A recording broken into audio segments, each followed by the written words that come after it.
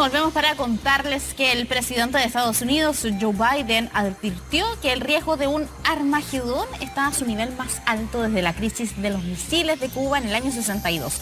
Esto en el marco de las amenazas nucleares que ha realizado el mandatario ruso Vladimir Putin, quien aseguró que por ahora no hay necesidad de más ataques masivos en Ucrania. Para conversar más al respecto nos acompaña a esta hora el analista internacional Alberto Rojas. Alberto, ¿cómo estás? Muy buenos días, gracias por acompañarnos esta mañana. Hola, Pamela, ¿qué tal? ¿Cómo estás? Muy bien. Bueno, el contexto de esta entrevista parte básicamente porque en el marco de este conflicto que ya se arrastra desde febrero, es que Vladimir Putin fue bastante claro. Cualquier ataque a Rusia se va a responder con armas nucleares. No utilizan quizás la palabra armas, pero sí una respuesta nuclear que van a utilizar todos los recursos que ellos tengan. Es acá donde aparece este fantasma. Siempre ha habido un temor a una guerra nuclear. ¿Cuál es el análisis que haces tú de esta primera frase y de lo que está ocurriendo? Bueno, efectivamente lo que dijo el presidente Putin, y lo ha dicho varias veces desde el inicio del conflicto, es que Rusia está en condiciones de responder o de utilizar todo su arsenal. Y eso implica poner sobre la mesa la carta nuclear. Desde los tiempos de la Guerra Fría, las armas nucleares han jugado un doble rol. Son armas que se pueden utilizar y con eso alcanzar un nivel de destrucción a escala global, pero también son armas pensadas para disuadir, es decir, tratar de que el contrincante, el enemigo, cambie su estrategia o se abstenga de llevar adelante algún tipo de acción militar. Eso es lo que Putin ha estado diciendo a través de sus declaraciones. Está básicamente usando la amenaza del uso de sus armas nucleares como una manera de disuadir a Occidente de que continúe apoyando militarmente a Ucrania y de esa manera tratar de revertir los malos resultados que ha tenido hasta el minuto desde que inició la invasión a Ucrania el 24 de febrero pasado. Claro, porque de hecho esto quizás ha tomado unos ribetes mucho más complejos quizás cuando se da también esta especie de discusión política, porque sabemos de la anexión de 4 regiones de parte de Rusia, desde Ucrania, pero además lo que tú señalabas, que más allá de eso, y que ha sido condenado por distintos organismos internacionales, porque obviamente no hay credibilidad, está lo otro, que van de alguna manera perdiendo terreno en Ucrania. Entonces como la carta que saca bajo la manga para poder amenazar. Claro, efectivamente lo que hemos visto desde comienzos de septiembre es que las fuerzas ucranianas, gracias al apoyo occidental, la entrega de equipamiento militar, sistemas antimisiles, etcétera, logró recuperar ciertas porciones de territorio ucraniano que habían sido ocupados militarmente por Rusia. Eso significa que Rusia comenzó a retirarse, comenzó a replegarse, y esa es una demostración clara de que su estrategia ha fracasado. De hecho, al comienzo del conflicto se pensaba que esta iba a ser una guerra corta, que probablemente iba a durar un par de semanas, en las cuales íbamos a ver a las fuerzas rusas capturando Kiev y deponiendo al gobierno del presidente Zelensky. Nada de eso finalmente ocurrió y Rusia lo que ha hecho ha sido replegarse hacia el este de Ucrania, llevándose consigo ciertas zonas como Jersón, como Zaporilla, y construyendo un corredor terrestre que le permite conectar el Donbass, donde están las antiguas repúblicas separatistas de Lugansk y Donetsk, que hoy día han sido incorporadas a Rusia, con Crimea, esta península que Rusia anexó ilegalmente en 2014. En la medida que esto se estanca, porque vemos que Rusia no avanza, sino que por el contrario retrocede, rápidamente Putin tiene que articular una nueva estrategia, cambiar su relato político, y ahí es donde vemos la anexión de estos 4 territorios, que marcan un cambio importante en el conflicto, porque hasta antes de eso, lo que teníamos eran estas 2 repúblicas separatistas, primero apoyadas por Rusia, y 3 días antes de iniciar la guerra, reconocidas por Rusia, más estos territorios capturados en esta invasión. A partir del momento en que dice que las anexa, los transforma en territorio ruso. Por lo tanto, el conflicto de aquí adelante cambia. Las fuerzas ucranianas ya no van a estar, desde la perspectiva rusa, recapturando territorio ucraniano que había sido invadido por Rusia, sino que va a estar atacando suelo ruso. Y eso le da a Putin, entre comillas, la justificación para tomar decisiones y actuar militarmente como no lo había hecho hasta este minuto. Él ha dicho que va a defender el territorio ruso con todos los recursos que tiene a su disposición. Alberto, entonces cuando Joe Biden habla de riesgo real de un Armagedón, ¿es una estrategia también o está haciendo quizás un análisis que sí estaría relacionado con este temor mundial que en algún minuto se levante una guerra nuclear? Las palabras del presidente Biden hay que entenderlas en términos de la información que él maneja. Y probablemente los informes que él ha recibido apuntan a que la opción nuclear ya no es remota, sino que está cada vez más cerca del escritorio de Vladimir Putin, por decirlo de alguna manera. Ahora, en ese aspecto hay que hacer una pequeña diferenciación. Cuando pensamos en armas nucleares, inevitablemente a la mente vienen las imágenes de Hiroshima, Nagasaki y de escenarios potenciales de la Guerra Fría, en donde se pensaba en la destrucción prácticamente instantánea de grandes urbes, grandes capitales, etc. Esas son las armas nucleares estratégicas. Existen otro tipo de armas que son las armas nucleares tácticas, que tienen un poder de destrucción menor, que va de 10 a 100 kilotones. Las armas nucleares estratégicas se miden en megatones. Y estas armas nucleares tácticas están pensadas no para destruir grandes centros urbanos, sino para ser utilizadas fundamentalmente en campos de batalla o para destruir grandes instalaciones subterráneas. Ese sería el tipo de arma que hipotéticamente Rusia podría usar en un escenario en Ucrania, lo que también tiene costos altísimos. Uno, ser el primer país que utiliza un arma nuclear desde fines de la Segunda Guerra Mundial. Al mismo tiempo, si bien estamos hablando de un arma nuclear con una capacidad de destrucción limitada, igual generaría una contaminación radioactiva en esa zona y que afectaría directamente no solamente a Ucrania, sino también a Bielorrusia y a Rusia. Y por último, el uso de un arma nuclear de estas características probablemente le quitaría el respaldo o gran parte del respaldo que ha tenido de aliados como China o como India, que no se han sumado a las sanciones internacionales en contra de Rusia. Por lo tanto, el costo de utilizar este tipo de arma sería altísimo. Josep Borrell, que es la máxima autoridad en política exterior de la Unión Europea, hace pocos días decía que frente al uso de un arma nuclear habría una respuesta, no necesariamente nuclear, pero sí una respuesta militar contundente que él consideraba que causaría gran daño a Rusia. Por lo que entiendo de tus palabras, entonces esto es básicamente una amenaza, podríamos decirlo así. Es muy difícil predecir a Putin, es verdad, pero hasta el momento esa es su estrategia.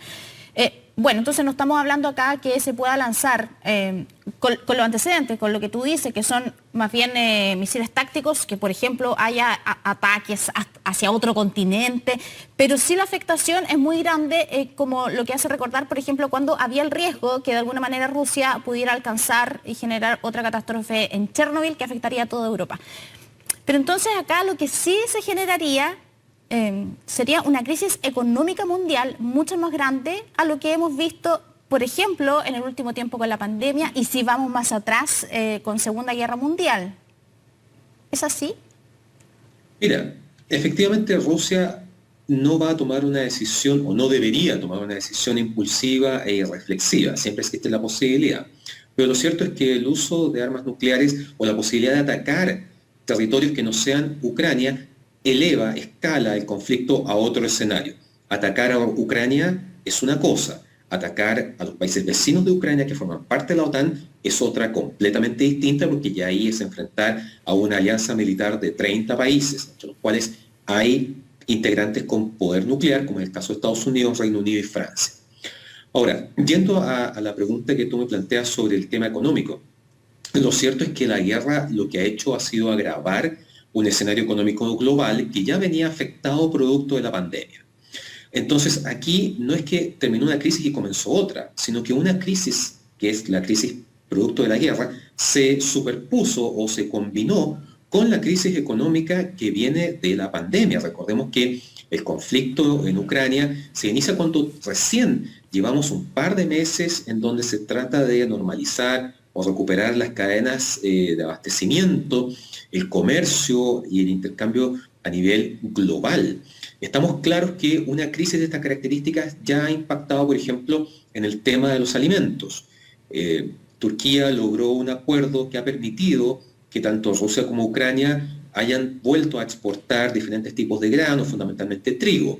Sin embargo, eso todavía no permite reducir el valor de ciertos alimentos y eso tiene un impacto global, incluso en Chile, que no importa trigo de esos países, pero en la medida que hubo un vacío, una escasez de estos productos, inevitablemente en otros proveedores se produjo un alza de esos precios. El tema energético también es un elemento importante. Hemos visto cómo la guerra ha tenido un impacto en la venta de gas a Europa, con las consecuencias que todos hemos estado viendo. Europa ya, al igual que el resto del hemisferio norte, está en otoño, avanzan hacia un invierno que sabemos que tiene características crudas, con nieve, bajas temperaturas, y tanto para la Unión Europea como para Ucrania y Rusia, bueno, ese es un escenario complejo.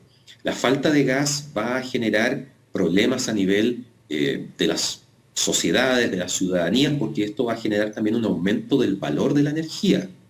Y frente a eso, Europa, ¿qué hacía cuando era verano? Acumulaba gas. Pero en este minuto esas reservas están muy por debajo del 50%, y que esas reservas ayudaban a reducir el costo de calefaccionar a Europa durante el invierno. Y también en el ámbito industrial. Siempre se ha pensado que el tema del gas tiene un impacto directo en términos domésticos, pero también tiene un impacto directo en el ámbito industrial. Muchas fábricas dependen del gas para producir sus insumos. Entonces, en ese aspecto, lo que vamos a tener aquí es un escenario de crisis que se va a prolongar en el tiempo. La recuperación económica no va a venir pronto. Ya está previsto que el próximo año el mundo entero entre en un escenario de crisis total en términos económicos. Y mientras esto se prolongue, bueno, esa situación nos va a seguir acompañando en diferentes aspectos, incluso en un país tan lejano del conflicto como es Chile. Sí, voy a profundizar en lo anterior, porque, claro, cuando hablamos de arma nuclear, y tú señalabas, claro, que habría una expansión de radioactividad en toda la zona, por lo tanto, los alimentos o lo poco que se está generando o lo difícil que es exportar y que obviamente nos encarecen los precios, dejaría infértil mucho terreno. Estamos hablando de muertes, sí, es verdad. Por lo tanto, habría quizá nula producción de esos alimentos, el gas, entonces de alguna manera se desconectaría todo lo que es las relaciones comerciales entre países. Cada país quedaría aislado de alguna manera tratando de salir adelante con sus recursos internos y me agarro de lo que dices de Chile, porque a veces uno cree que esto es tan lejano, pero la verdad es que afecta a todo el mundo y por eso te señalaba anteriormente si estábamos hablando que se podría generar la crisis más grande en la historia desde el punto de vista económico. La verdad es que este es el mayor conflicto de estas características en Europa desde la Segunda Guerra Mundial. Todavía estamos lejos de los niveles de desplazados, refugiados, muertos que tuvo ese conflicto que comenzó en 1939 y terminó en 1945. Pero en la medida que esto se prolongue, ciertamente nos vamos a ir acercando a esas cifras. Ahora, el tema de la amenaza nuclear, si bien se ve distante, pero no es imposible, claramente sería un desafío enorme para toda Europa. En ese aspecto no cabe duda que tanto la OTAN, desde el ámbito militar, como la Unión Europea, desde el ámbito político y económico, se han ido preparando para un escenario de esas características. Reitero, se ve distante, pero existen protocolos, existen planes para enfrentar una contingencia de estas características. Y lo que hemos visto es que los países ven una ventaja real en términos de poder enfrentar estas amenazas en conjunto. Si nos remontamos a inicios de la pandemia, uno de los países más golpeados en Europa fue el Reino Unido, precisamente porque ya se había retirado de la Unión Europea y estaba solo. una crisis de estas características sin duda que se puede manejar de mejor forma como un bloque. Y tanto la OTAN como la Unión Europea están capacitadas para eso. No digo que vaya a ser fácil, ni mucho menos. De hecho, todas las previsiones que hemos visto para los próximos meses indican que va a ser muy complejo para Europa enfrentar la escasez del gas ruso, la búsqueda de nuevos proveedores, proveedores que probablemente van a entregar gas prácticamente al triple de lo que estaba pagando Europa el año pasado, que va a haber cortes o racionamientos energéticos y eso va a tener un impacto en la ciudadanía y una repercusión en, muchas veces, la popularidad de los gobiernos de turno. Entonces, en ese aspecto me parece que esto es algo que se ha ido analizando en el tiempo y que ha posicionado a los distintos actores a una distancia bastante realista de lo que podría significar una escalada en este conflicto. ¿Y nosotros, Sudamérica? Bueno, América Latina y Sudamérica en particular, sin duda que es una región lejana del conflicto, pero en un mundo globalizado como el que vivimos no nos resulta ajeno. Y lo hemos estado viendo en el tema del alza del combustible, el alza de los alimentos, y eso probablemente se va a agravar si es que las condiciones del conflicto empeoran. Claro, pero la OTAN está preparada para ello, pero nosotros no. Totalmente de acuerdo. Y creo que en ese aspecto, en América Latina en general y Sudamérica en particular, falta ese nivel de coordinación que tiene Europa, ya sea como OTAN o la Unión Europea.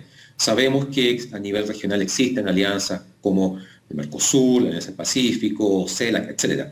Pero nosotros en la región no hemos alcanzado un nivel de integración y cooperación exitosa como la que ha desarrollado la Unión Europea, que el próximo año cumple 30 años de existencia, pero que viene trabajando un proceso de cooperación e integración desde la década de 1950. Y también a propósito de eso, quizás de una respuesta siempre surge otra duda, pero es más bien lo que están haciendo algunos analistas internacionales, como tú, pero de otros países, por supuesto, muchos en Europa, que hablan que cuando hay una crisis o se puede generar una crisis tan grande como esta, y por ejemplo lo que dice, que acá en la región, en nuestro continente no está preparado para aquello, también siempre se proyectan muertes, pero más allá de por las armas, por hambruna, por falta de recursos. ¿Es tan real este escenario en el marco de cuando Vladimir Putin habla de armas nucleares y cuando Joe Biden analiza y dice cómo estamos en este riesgo real de Armagedón? Porque son como, de alguna manera, consecuencias de un acto específico. Lo económico y después lo económico que puede llevar muertes. A ver, en términos reales, una de las grandes amenazas de este conflicto ha sido el desabastecimiento de granos y también de fertilizantes. Chile no es un país que dependa de los países en conflicto de la región en estos aspectos, pero hay otros países, sobre todo de Centroamérica, que sí dependen de esos recursos. En la medida que haya falta de alimentos, sin duda que eso tiene un impacto en la población que muchas veces se puede traducir en migración o oleadas de refugiados. Y eso, en esas condiciones, sabemos que expone a personas a situaciones de gran peligro. Lo hemos visto, por ejemplo, a lo largo de décadas en el África subsahariana. Es un escenario que podría aparecer en el continente, sobre todo en la zona de Centroamérica. Pero lo cierto es que ya, más allá de la posibilidad de un conflicto nuclear, lo cierto es que ya tenemos algo de eso en la medida que, por ejemplo, hasta este minuto, existen casi 7 millones de ucranianos en condición de refugiados en los países vecinos de Ucrania. Y eso implica que esos millones de personas tienen que enfrentar escenarios de gran adversidad. Es cierto que muchos de los países que los han recibido han hecho un esfuerzo enorme por darle las condiciones básicas de seguridad, alimentación, refugio, incluso educación. Pero estamos viendo una guerra que se extiende en el tiempo y en la medida en que los conflictos se extienden, no solamente se van volviendo más impopulares, costosos para los que están involucrados, sino que también van profundizando las crisis humanitarias. Lo vimos en Siria, lo hemos visto en otras partes del mundo. Europa no tendría que ser la excepción, sobre todo si los países que han comenzado a recibir a estos refugiados desde hace meses comienzan a tener problemas técnicos para poder dar respuesta a los requerimientos que estas personas, estas millones de personas, necesitan. Alberto, muy breve y para terminar, ¿qué proyectas tú para los próximos días o semanas? En las próximas semanas, la OTAN va a realizar ejercicios de disuasión nuclear que están planificados, se realizan el octubre de cada año, y eventualmente Rusia haría algo similar. Eso nos va a generar un escenario en donde vamos a ver ejercicios militares, despliegue de armamento, aviones, bombarderos, etc. Y eso probablemente va a aumentar la tensión en el conflicto y también el nivel de las declaraciones, tanto por el lado ruso como por el lado occidental. Y de ahí en adelante, claramente, el fin del conflicto se ve cada vez más lejano en la medida que la posibilidad de sentar a Ucrania y Rusia a la mesa de negociaciones se ve cada vez también más lejana. ¿Por qué? Al comienzo del conflicto, Ucrania buscaba negociaciones rápidas para detener la guerra y lograr la paz. Hoy día, Ucrania, en la medida que ha sido fuertemente respaldada por Occidente, y ha comenzado a lograr triunfos, como por ejemplo la recaptura de cierto territorio que en algún momento había sido invadido por Rusia, o incluso el atentado al puente de Kerch, hace que Ucrania cambie su enfoque. Hoy día el fin de la guerra para Ucrania no es necesariamente la búsqueda de la paz a través de negociaciones, sino la victoria y la recuperación de territorio, incluyendo la península de Crimea. Y eso lo ha dicho varias veces el gobierno ucraniano, particularmente el presidente Zelensky. Mientras esto se prolongue, se distancia la posibilidad de una negociación. Y eso probablemente nos va a llevar a que el conflicto en febrero de 2023 cumpla un año. Y con eso vamos a seguir viviendo el impacto de esta guerra en el resto del mundo. Bien, Alberto Rojas, analista internacional, muchas gracias por acompañarnos. Que tengas un lindo fin de semana. Que estés bien. Muy amable. Analista de la Universidad de Finisterre, por si acaso. Ah, excelente. Pues sí, ahí para que la gente lo tenga claro dónde te puede encontrar. Muchas gracias, muy amable. Gracias por la invitación. Buen día.